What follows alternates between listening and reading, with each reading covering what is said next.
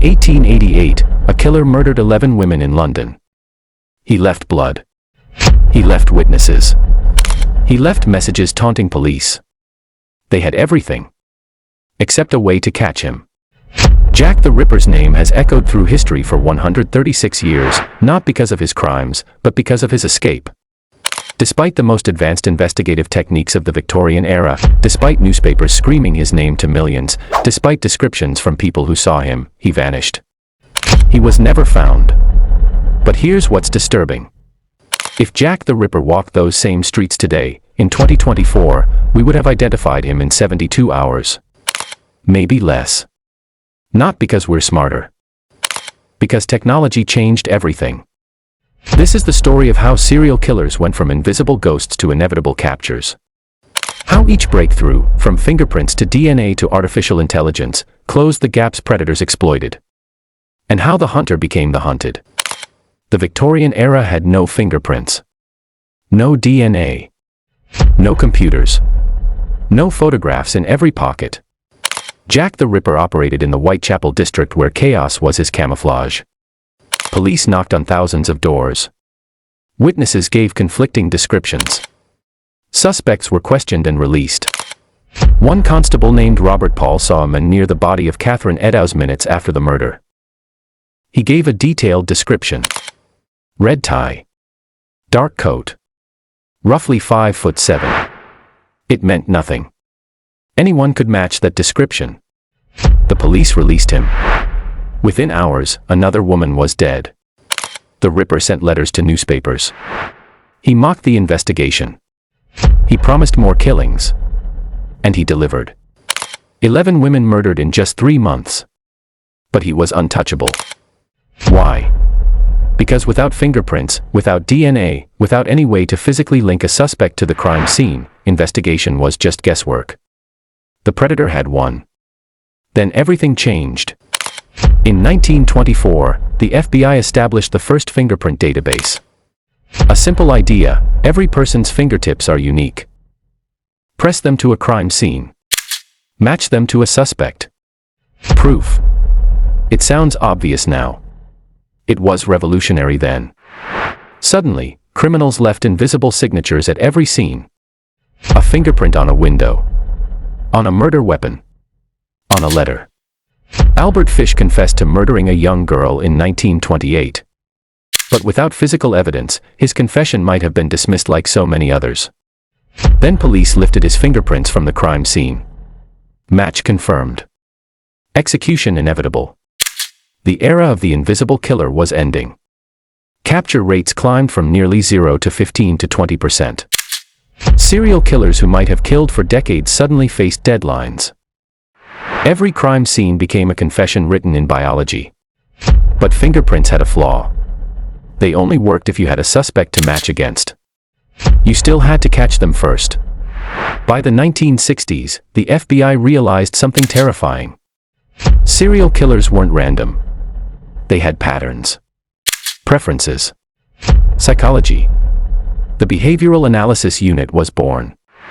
Agents began studying killers like biologists studying insects. What did they want? How did they hunt? What mistakes did they make? This is how Ted Bundy's capture changed everything. Bundy murdered at least 30 women across multiple states. He was charming. He was intelligent. He didn't fit the crazy killer stereotype. Police departments didn't connect the murders because they happened in different jurisdictions. But the FBI's new profilers saw the pattern. Same victim type. Same method. Same psychology. In 1975, Bundy was captured in Florida, not because of luck, but because investigators understood his mind. Then came computers. The VICAP database allowed information from different police departments to be centralized for the first time.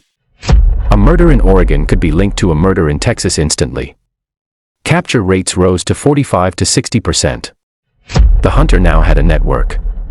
In 1984, DNA fingerprinting was invented. A single hair. A drop of blood. A trace of saliva. It could prove guilt with 99.9% certainty. This changed everything. Jeffrey Dahmer confessed to murdering 17 men. Confessed. But authorities were skeptical. How could they verify? How could they confirm each victim? DNA testing. One by one, Dahmer's victims were identified through DNA. Crimes from years apart were connected. A monster was proven to be exactly what he claimed. But Dahmer's capture was still partially luck. He was stopped during a crime when his victim escaped and ran to police. DNA alone wouldn't have found him if he'd been more careful. That's when digital technology arrived. The 1990s brought databases where DNA profiles could be stored and cross-referenced. A suspect's DNA from one crime could be compared against thousands of others. Matches appeared in hours instead of months. Capture rates climbed to 70 to 80%. But the killers adapted. They wore gloves. They cleaned crime scenes. They left no biological evidence. Technology was advancing. So were predators. On January 18, 2005, authorities arrested Dennis Rader, the BTK killer. Bind. Torture. Kill. For 31 years, he killed 10 people and sent taunting letters to police. For 31 years, he was invisible. His capture came down to something so mundane, so unexpected, that it rewrote how law enforcement thought about evidence. A floppy disk. Rader sent the police a computer disk. Digital forensic experts examined its metadata, the hidden information embedded in every file. They traced the disk to a specific computer at a specific church in Wichita, Kansas. One floppy disk. That's all it took to end 31 years of hunting.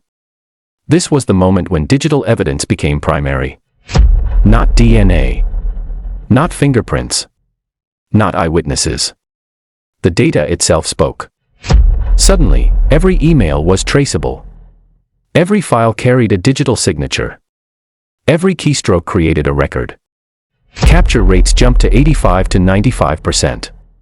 But there was still one frontier. The killers were adapting again. They were going online. Samuel Little confessed to 93 murders between 1970 and 2005. 93. For decades, authorities didn't believe him.